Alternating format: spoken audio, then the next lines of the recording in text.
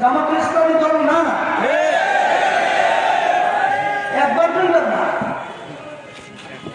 এরপর আপনারা দেখেছেন তাদের সঙ্গে যে পরে এসে তারা যুক্ত করলো এলডিপি ওলি আহমদ সাহেব, তিনি কিন্তু সিদ্ধান্তে বলছেন জামাতের আগে পরিষ্কার ভাবে বলছেন যে তারা শরিয়া অনুযায়ী দেশ পরিচালনা করবে। শরিয়া মানে ইসলাম। আজকে আপনারা দেখেছেন তাদের সঙ্গে যুক্ত রয়েছে এনসিপি।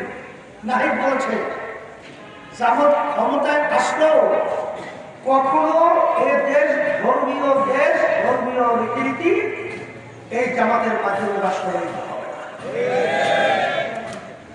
আমরা যখন দেখলাম যে ইসলামের নামে তারা যখন প্রচলিত নিয়মে দেশ পরিচালনা করবে, তখন ইসলামী আন্দোলন বাংলাদেশ ওই অবস্থায় কঠিন ঝুঁকি নিয়ে ইসলামকে রক্ষার জন্য, ধোঁকাবাজ থেকে রক্ষার জন্য, এই দেশকে সুন্দর দেশ তৈরি করার জন্য তখন আমরা এককভাবে স্লোগান নিয়ে নেমে গেলাম যে বাংলাদেশের ভিতরে রাষ্ট্রীয় পর্যায়ে হাত পাকা প্রতীক বিজয়ের মাধ্যমে দেশ হবে ইসলামী দেশ, শরিয়া অনুযায়ী দেশ হবে।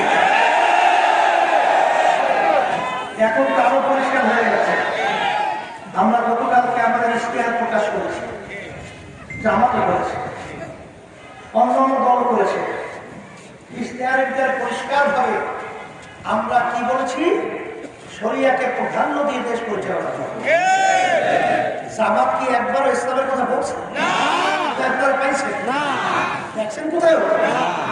এরপরে যদি কোনো কেউ বলে জামাতকে ইসলামী দল, আমি বলবো বোকার স্বর্গে তারা বসবাস করে।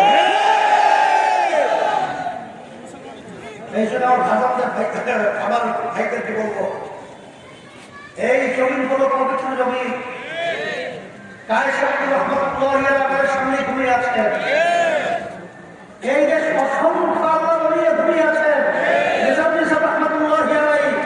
আমার দাদা রেসাদ সাহেব রহমতুল্লাহ আলাইহি, শাহজালাল রহমতুল্লাহ আলাইহি, শাহজালাল রহমতুল্লাহ আলাইহি, এই আমাদের পটুয়াখালী জেলায় মির্জাগঞ্জে শুয়ে আছেন কে? ইয়ারউদ্দিন সাহেব রহমতুল্লাহ।